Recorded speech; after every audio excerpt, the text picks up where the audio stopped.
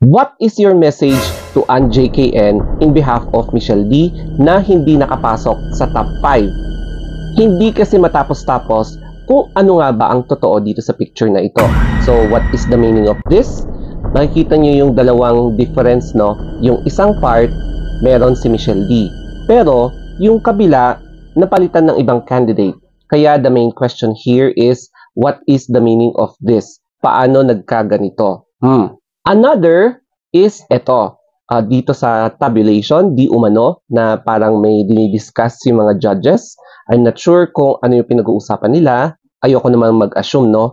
So, ang daming speculation about this particular na moment, especially during the announcement of top 3, mga ganun, or top 5. So, kina-question din yan, ano kaya ang pinag-uusapan nila?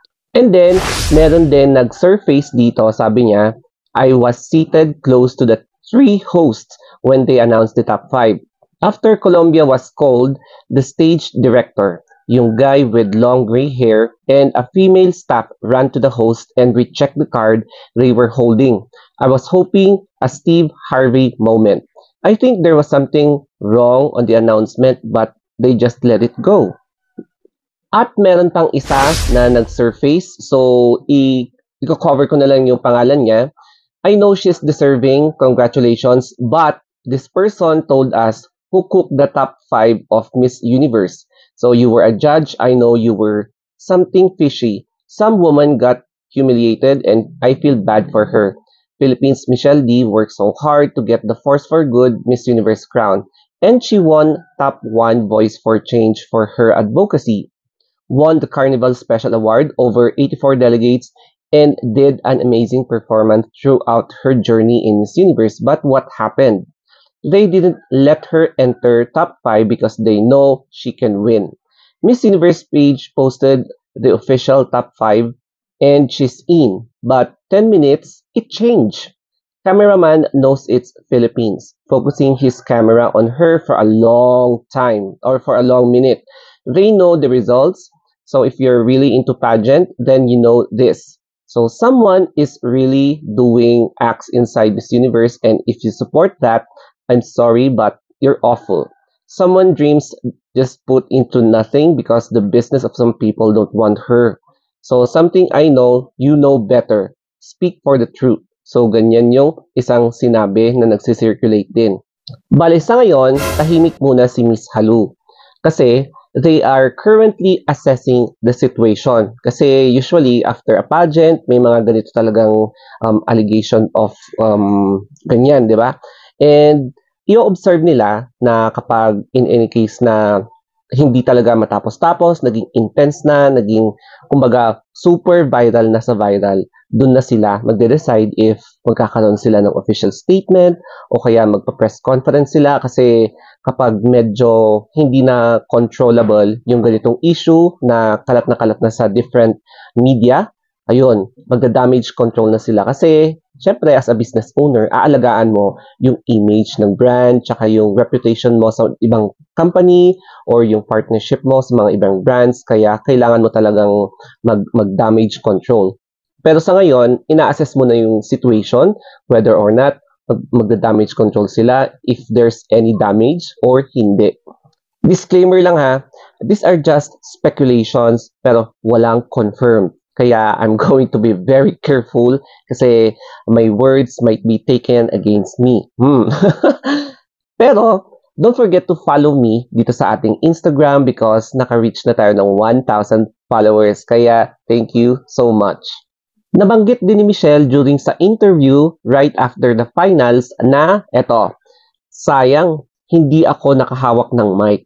I was training the whole year to make sure na if ever I had that moment, such as reaching top 5, walang butas. So, but again, it's all about destiny. Yun nga yung nasabi ko sa isang vlog ko na one reason kung bakit hindi nakapasok si Michelle D ay yung moment na hindi naka-align yung stars para sa kanya. Siyempre, kanya-kanya tayo ng kapalaran eh. Yun nga lang, kung ganun yung mangyayari sa'yo, just accept it and then move forward na lang. Kasi baka malay mo, may mga better opportunities pa na magbubukas para sa'yo. Hindi lang ang Miss Universe, di ba? Tapos, merong nakakatawang memes. Yan, may gumawa talaga, nag-effort talaga na keme daw na official scoring daw. Mapapansin mo kasi yung mga pointers kung bakit eme-eme lang to. Number one is very fixed yung mga candidates tapos yung scoring from start to finish. Number two, may mga top typographical errors, no? Lalong-lalo na sa Q&A. Nakikita mo, A and Q. Tapos, makikita mo din kung sino ang gumawa. Very halatado. Kaya, pero nakakatawa lang kasi nag-effort talaga na gumawa ng ganyan na scoring.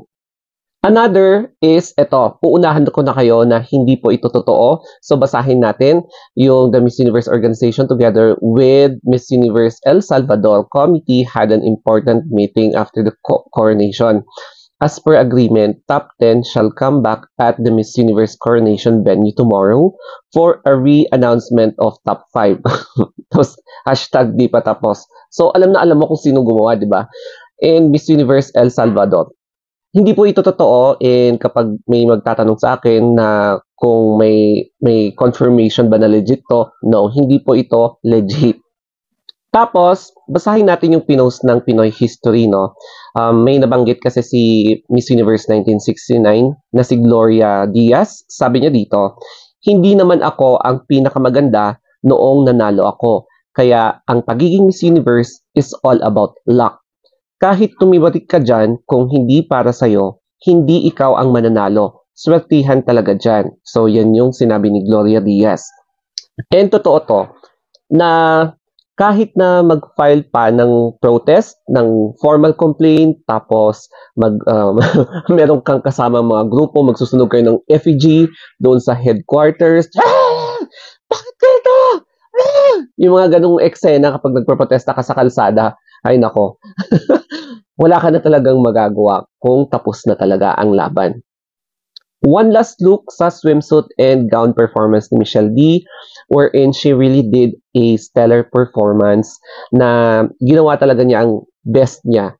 Tinupad niya lahat ng mga bilin ng kanyang stylist, yung kay Shamsi, yung organizer, and mga fans. Pero yun nga talaga ang destiny niya sa top 10. So magkakaroon ako ng short story time in relation sa mga ganitong nagsasurface na allegation in which similar sa mga local pageants dito sa atin. So, alam nyo ba yung mga nagsasurface na viral videos after the pageant na nagwawarlahan sila? So, actually, naka-witness talaga ako ng ganon na yung mga candidates, inaaway nila yung ibang candidates, inaaway nila yung organizer, inaaway nila yung judge, tapos nagsalita yung judge, pati yung host, inaaway nila. Basta nagkaroon ng chaos doon sa pageant na napuntahan ko kasi nga dahil sa tabulation eme-eme. Bakit daw yung in-announce ganito, iba yung nasa tabulation, tapos yung isa bakit ganito ang binigay sa akin ng judge. Yung ganon, kung ano-anong eme-eme. So sa amin, imbis na tapusin namin yung pageant, umalis na kami kasi medyo magulo. Kaya para hindi kami madamay sa mga baka magkakaroon pa ng riot, umalis kami. Tapos, each year, kung napapansin nyo, may mga ganong viral videos na about sa warlahan after the pageant na same ang reason na kino-contest talaga yung result ng tabulation. So, ganun din. Ito kasi, ibang level din. Miss Universe din. So, para sa akin, ay nako. 'Di ba? Parang, syempre, let us understand, talagang nakakasad, pero yun na nga, wala na tayong magagawa. At ito naman yung final message ko kung tatanungin nyo ako kay Miss Halu. I would like to say na you can do better. And syempre, tao din lang naman siya na babawi at babawi. Kumbaga parang ganito yun eh. Next year, you will win. Di ba? Baka ngayon, hindi tayo panalo, but baka malay nyo next year, we will win. O di ba? Ayoko nang dagdagan pa ng stress kasi nakakadagdag ng wrinkles. Kung noon siguro nung mga kabataan na nasa heat pa tayo ng hormones, sugod ng sugod ganun. Pero ngayon, na-realize ko na kapag nagdudulot talaga ng stress, hinahayaan ko na lang. I am always letting karma do the rest kasi either habitual man yung mga ganitong eksena or unintentional, ang importante, iwas na lang sa mga stress. So, yun lang yung mga advice ko sa inyo. Huwag kayong masyadong magpadala sa emosyon kasi kung minsan nakakadisgrasya kapag lagi mong pinapadala yung emosyon mo sa mga bagay na alam mo yun, nakakapagdulot talaga ng more stress sa buhay mo.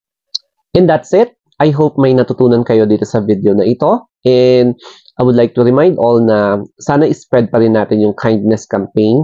Although naiintindihan naman natin na nandito pa yung emosyon, malakas pa rin yung hubog ng emosyon natin about sa recent results. I-promote pa rin natin yung kindness campaign kasi sayang naman kapag sugod na ulit after ng kindness campaign para naman tuloy-tuloy na to sa mga next pageants, manalo man or matalo. Okay, so that's it guys. Thank you so much and vlog ulit later.